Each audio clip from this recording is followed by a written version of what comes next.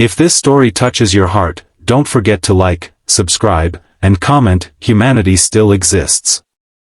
Now, let's begin a story that will move you deeply. That morning, Zion was driving with his 6-year-old son, Aram.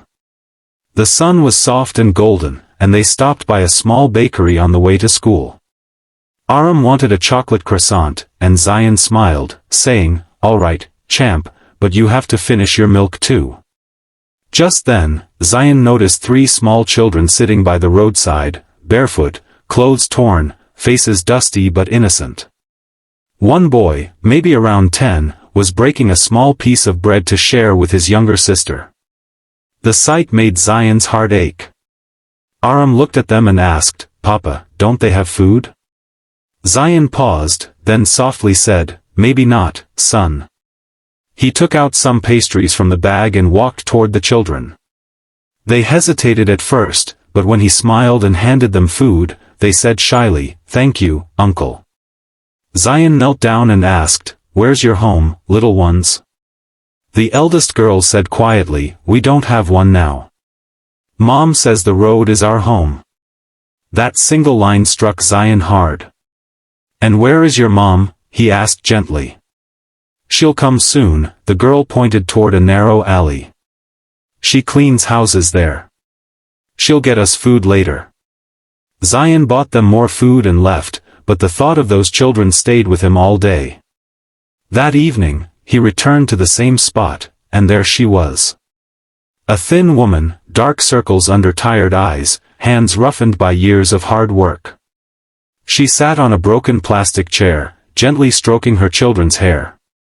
"Assalamu alaikum," Zion greeted softly. "Your children. I met them this morning. I just wanted to help." The woman, Safina, looked up with surprise, her voice calm yet weary. "Sir, I'm not used to taking help. But for my kids, a kind word is enough." Her tone was humble, and her dignity despite the hardship made Zion's eyes sting. He asked, "Where's your husband? Maybe I could talk to him, help somehow." Safina looked down at the dusty ground. "He left, when my youngest was born. He said he couldn't be a father to hungry children. He never came back." Zion took a deep breath. His own wife's face flashed before his eyes. She had passed away 3 years ago from cancer. He too was raising a child alone. At that moment, he understood, not just the struggle, but the loneliness that comes with it. That night, Zion couldn't sleep. Safina's words echoed in his head. He thought to himself, maybe I can do something, not just once, but for real.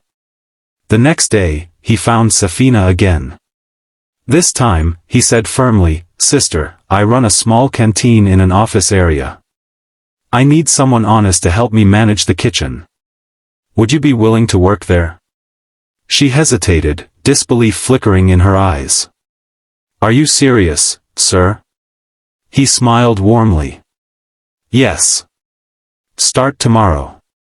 From the very next day, Safina began working at the canteen. She was hardworking and sincere. Slowly, the business started to grow, and so did her children's smiles. They began school, wore clean clothes, and laughed again. Aram, Zion's son, became their closest friend. But the story didn't end there. One afternoon, Safina came to Zion, her hands trembling. "Sir, I need to tell you something," she said. "You look so much like someone I once knew, someone I never thought I'd see again." Zion looked puzzled. "Who?"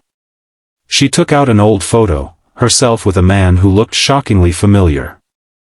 Zion's eyes widened. That man was Imran, his old college friend, the one he'd lost touch with years ago. "My husband," she said softly.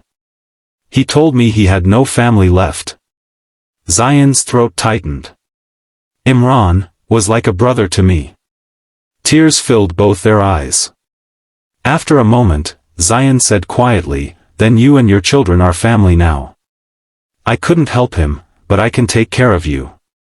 Safina broke down crying. "You're not just helping us, sir, you've given us back our dignity. Years passed. That small canteen became a beautiful little restaurant. Outside, the signboard read, Aram and Arish Place, where kindness is served. Every day, they served free meals to the hungry, no questions asked. And Zion often said to his son, we can't change everyone's life, but we can make sure no one near us sleeps hungry. Because sometimes, all it takes is one person's kindness to heal another's world. If this story touched your heart, please like, share, and subscribe. Comment below, humanity still exists. Let's keep hope alive. Red Heart.